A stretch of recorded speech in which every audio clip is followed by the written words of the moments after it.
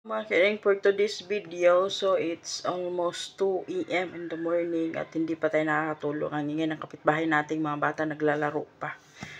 So it's almost 2 AM in the morning, in the midnight, ang sa tawag dito, basta umaga na. Ano ba, madaling araw. Char. So ito mga kairing, hindi pa ako makatulog. Nanood ako ng mga videos, nag-scroll ako ng mga, kung ano mga videos na gusto kong panoorin. Tapos hanggang naisipan kong gusto ko magluto ng crinkles. Ewan ko ba, namimiss kong kumain. Ano, pagkain ng nasa isip natin ito eh. So, ayun nga, gusto ko magluto ng, bulol ako. Gusto ko magluto ng crinkles eh. So, may ingredients naman ako dito. May milk, may cocoa powder ako, may sugar, may all-purpose flour, baking, vanilla, at saka, syempre, yung sugar natin na i-blend, meron naman tayo. So, kompleto tayo. May egg din tayo. Marami tayong eggs.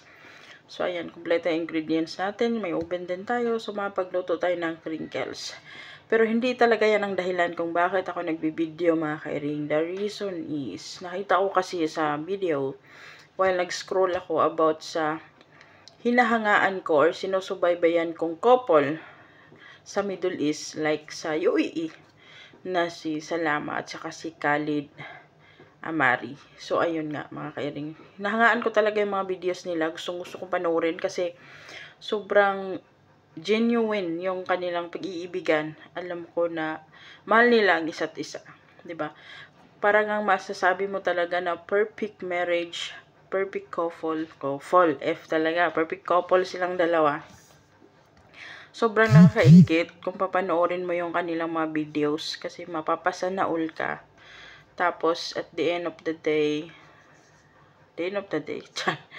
so, hanggang sa nakita ko yung video na interview ni Salama, tsaka may caption doon na nag-divorce na pala sila ni Khalid. So, sobrang na-disappoint ako, mga kairing. Naisip ko lang. Minsan kasi naisip natin na perfect yung couple, pero di pala natin naisip na meron din palang mga problema inside sa marriage, di ba? Tulad ng sabi ko, akala ko perfect na, akala ko sila na talaga forever. So, napapatunayan ko na naman, mga kairing, na wala talagang forever. Maghihiwalay talaga tayo, kasal man o hindi kasal. Maghihiwalay talaga ang mga nag-iibigan kung talagang hindi kayo ang tinadhana para sa isa't isa na magsama ng panghabang buhay, 'di ba? Minsan nadi-disappoint tayo bakit ganito yung pangyayari kasi sobrang ganda naman ng relasyon, sobrang okay naman ng pamumuhay, fame, success, pera, 'di ba? Nasa kanila na, pero di natin talaga mapigilan ang tadhana na hindi talaga sila magsasama na pangmatagalan. 'Di ba? Sobrang humanga ako doon kay wife, kay Salama, kasi nga sobrang strong woman niya. Kasi kahit binubuli siya noon, pinatatag niya yung sarili niya kasi nga 'di ba may siya, skin na yung namumuti yung balat, 'di ba? Dati tinatakpan pa niya hanggang sa umabot sa time na na-accept na niya or minahal niya ang sarili niya kung ano siya. Kaya hindi na niya tinatakpan, pinapakita niya na.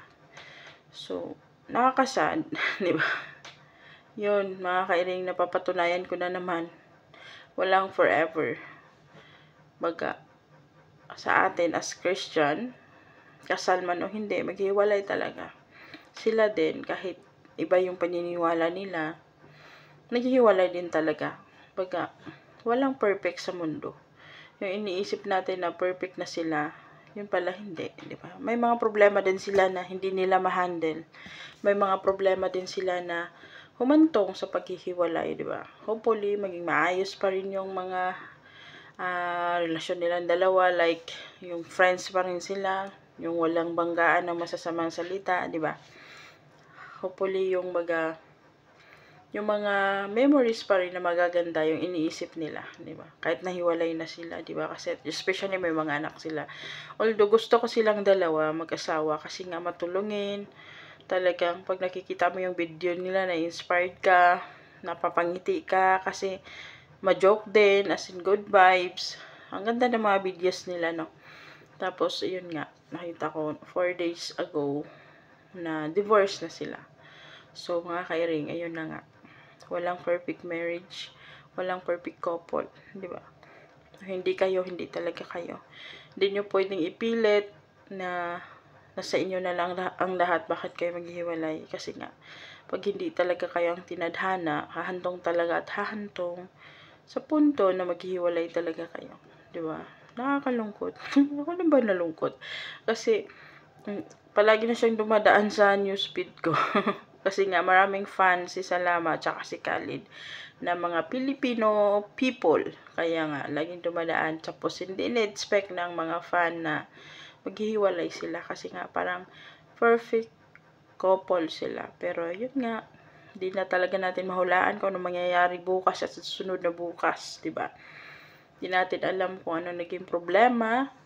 Diba? Hindi naman binabanggit ko anong problema. But hopefully, hindi sila dadating sa punto na magsisiraan sila, di ba? Dadating sa punto na mag-aaway sila sa social media, especially na parehas silang dalawa na influencer, entrepreneur, di ba ganyan? Content creator. So, hopefully nga, maging peace pa rin silang dalawa, di ba? So, I'm sure maraming nadi-disappoint ng mga fan bakit sila naghiwalay kasi nga perfect couple nga sila para sa mga fan nila na ang ganda ng marriage nila, ganito, ganyan, di ba? Tapos, naghiwalay. No, wala talagang perfect na relasyon, di ba? So, hopefully, magpapatuloy pa rin ang kanilang good communication as mag-ex-partner para sa kanilang mga anak, di ba? Yun lang yung i-pray natin. At saka, respect natin yung kanilang desisyon kasi sila naman yung nagde-decide, hindi naman tayo ng mga fan, no? At saka, stop nyo yung mga basher. Baka magbabash-bash kayo dyan. Si ganito yung dahilan, ano yun, ang ganyan, something like that, di ba? Kasi kadalasan sa mga naghihiwalay ng mga couple, may ganyan pa namang tendency, yung sinisisi sa isa, sinisisi sa isa. Diba? Respect na lang natin kung anong desisyon nila. Kahit naman hindi na sila, may mga videos pa rin naman yung bawat isa sa kanila. So support natin silang dalawa at respect natin yung kanilang desisyon. Kasi nga, tulad ng sabi ko, hindi natin mapipigilan yung tadhana kung hindi talaga kayo yung tinadhana pang matagalan o pang forever. Di ba? So, may mas magandang plano siguro para sa kanila or mas may magandang mangyayari sa buhay ng bawat isa sa kanila in the future na kahit hindi na sila magkasama. Diba? Yun lang, nalungkot ako. So, yun, dahil nalungkot ako, bumangon ako, tapos magluto na lang ako ng crinkles. Ayan, so gagawa na tayo ng crinkles kasi gusto kong kumain bukas ng umaga ng crinkles. Yun lang.